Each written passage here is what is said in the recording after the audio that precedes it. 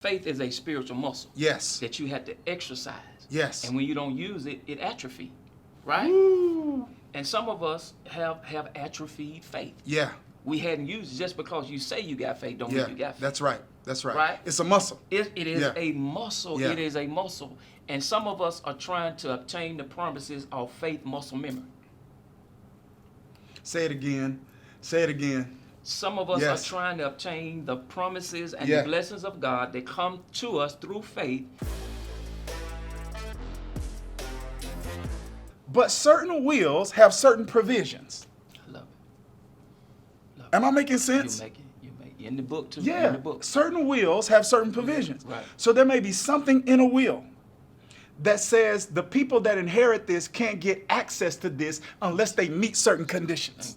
Yeah. Love it. So there are things that have been put in the will for us, but the way they are accessed is through faith. We follow after those who through faith and patience inherit the promise. So faith, come on, guys, stay with me. Faith is the prerequisite to, or the condition that must be met in order to inherit what's been put in the will for you and me. And I think I think it's good to explain here is that you don't have faith just because you have faith. You have faith when you exercise or working. Listen, when you get better spiritually, everything get better. Spiritual life is not the only important part of your life. It is the most important part of your life because it affects every other part that's important. But you don't get stronger spiritually accidentally. It takes intentionality. You need to get fed, and you got to learn how to understand, how to interpret, how to apply, and how to explain the Bible. The Bible's the blueprint to your best life. And I'm going to tell you, Sunday's not enough to give you the tools that you need to get better with the Bible. I want you to join me in my community called Bible U, where I help you take your understanding, your application, and your explanation of the Bible to another level. That's good. Faith is a spiritual muscle. Yes. That you have to exercise. Yes. And when you don't use it, it atrophies, right? Woo. And some of us have atrophied faith. Yeah. We hadn't used it. Just because you say you got faith don't mean you got faith. That's right. That's right. Right? It's a muscle. It is a muscle. Yeah. It is a muscle. And some of us are trying to obtain the promises of faith muscle memory. Say it again.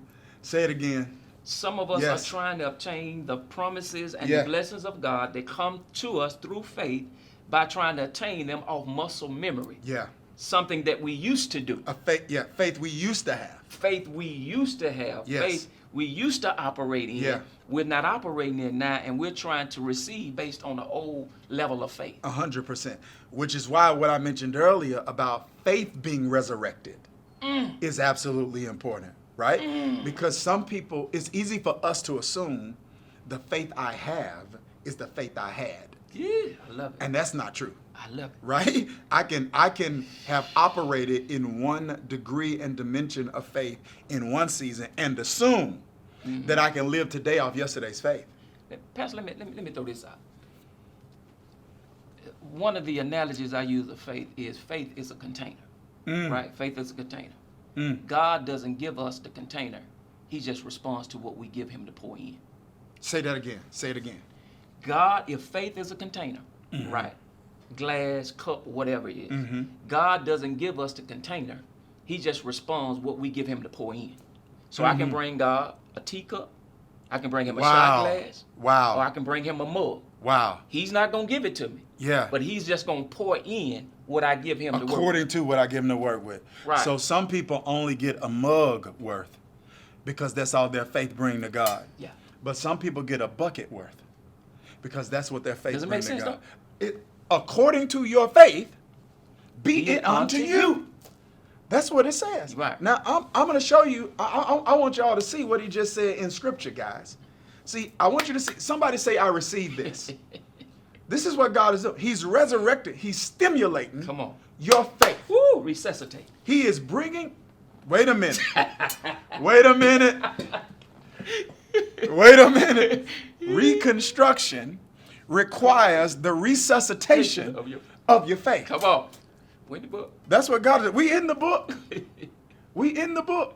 I want to show you how. Jesus made this statement, right? According to your faith being unto you. I want to give you guys a few examples of this in Scripture. All of these are in the Gospels that I'm about to mention. Matthew, Mark, Luke, John. All right. So, not in all of the Gospels, but in most of them in the synoptic Gospels. All right. So, here it is. There's an instance. We just mentioned the lady with the issue of blood, Mark 5. She said, if I touch the hem of his garment, I'll be made whole. And when she touched him, she got healed. Woo. Got me? Yes. Then you got a Roman military official. The Bible calls him a centurion. Century, meaning 100. So he's a Roman military official that oversaw 100 soldiers. One of his servants gets sick. He goes to where Jesus is. And Jesus tells Jesus what's happening. I love And, and Jesus said, okay, what's the address? We're getting ready to pull up. Text me the address. Yep. We're going to pull up. The centurion says, no. That's not even necessary. The centurion says, I am a man of authority. who is in authority. So I know how authority works. So when I tell a soldier to come, he has to come. When I tell a soldier to go, he has to go. He says, in other words, just like I'm in authority over soldiers, you got authority over bodies. So he says, you don't even have to come to my house. Jesus is willing to come to the house. He's willing to come. And the man said, you don't have to come. Just speak the word. Just in your word. From where you are. And he spoke the word. Jesus spoke the word from where he was. And it healed the servant where he was. So watch this. You got an instance where that happens. Then you got an instance where actually in Mark 5, when the woman with the issue of blood is actually chasing Jesus, Jesus is on his way to perform another healing. Yeah, he is. Yeah. Jairus, who's the ruler of the synagogue, had a 12-year-old daughter. So Jesus was going to Jairus' house, and there was a crowd following him as he went to Jairus' house to heal a 12-year-old little girl. Yes. And it just so happened that a woman who had an issue of blood, 12 years, happened to hear about Jesus. So Jesus, remember, so here's the point that I'm making. So in one instance, a woman gets healed on the road by touching him. Another instance, a little girl gets healed when Jesus goes into the house and heals her. In another instance, a centurion gets his servant healed, and Jesus doesn't even have to touch him or get in proximity to him. He just speaks the word. I love it. Why? Because God say, I'll do it according to your faith. So if your faith requires you touching me, then you got to touch me to get it. If your faith requires me touching you, then I got to touch you to get it. But if you got that kind of crazy faith, just say, send your word. They say, just send your word. Just send your word, God. He said, I'll do it that way. Come on, anybody got crazy faith like that? You need God to do something. Just say, God, you need just send your word. Just send your word. I receive your word. Just send your word. Yeah. Come on. Sometimes we put unintentional limits or unnecessary limits on God, and God's like, I'm just going to respond to you according to your faith. If you say 2 years, all right. Woo. But I could do it in I could do it in 6 months. But if you say 2 years, all right. I'm so glad that, man, God has sent leaders like you who have simplified church. Man, you know, coming up, we made church too hard. Stand up, come to the altar, crawl on the floor, turn 3 flips.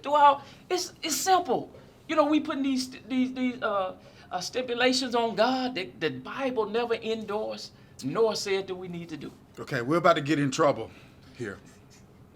Somebody just put in the chat, do it. Just do it anyway. We out here now. We out here now. Because here's what the Holy Spirit wants us to minister tonight. Come on. We'll do Bring Back the Book next week. We 25 minutes in. It's just be weird. Just be homiletically irresponsible to try to start a message 20 minutes into a message. It's like, this is the message. This is the introduction, though. 25, I don't know what kind of sermon that is, Doc. I don't know what kind of sermon. You listen, if you hadn't said anything about if you warming up 25 minutes into a message, you just got to pray and ask God to help you do better next time. Yeah, I'm going to give you one of these. I'll be back. I'll be back. But here's something. We're going to get in trouble with this. Literally in the book of Acts, the apostle says, we should not make it difficult That's right. for Gentiles to enter into the kingdom of God. In other words, do not add something that God did not add as a requirement for people to experience his best. This is a lot of what some of even like the book of Galatians is about. Galatians is about this in principle, and Hebrews is about this in principle. Like, remember, Galatians, they're Judaizers. There are people who are coming in and teaching Christians, okay, now you got to add some of this old stuff from the old covenant back in here, like circumcision and all that kind of stuff, right?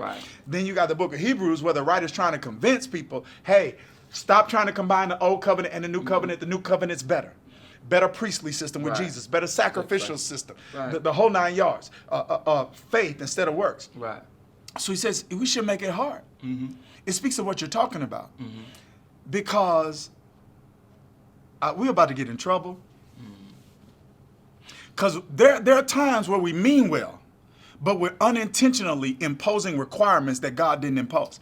And because God's gracious and sovereign, sometimes he will use things in spite of, not because of. And one of the things, please don't log off and get upset with this. You got to hear me out. One of the things that you and I both experienced in college in this area was tarrying. Come on, man. Now, all my Pentecostals know what I'm talking about here. Don't get mad. Now, if you're not Pentecostal, maybe you don't understand what we're saying here. But tarrying service, right? So neither one of us grew up Pentecostal, right? But in college, I started reading the Bible a little bit. Well, I actually started reading it in high school.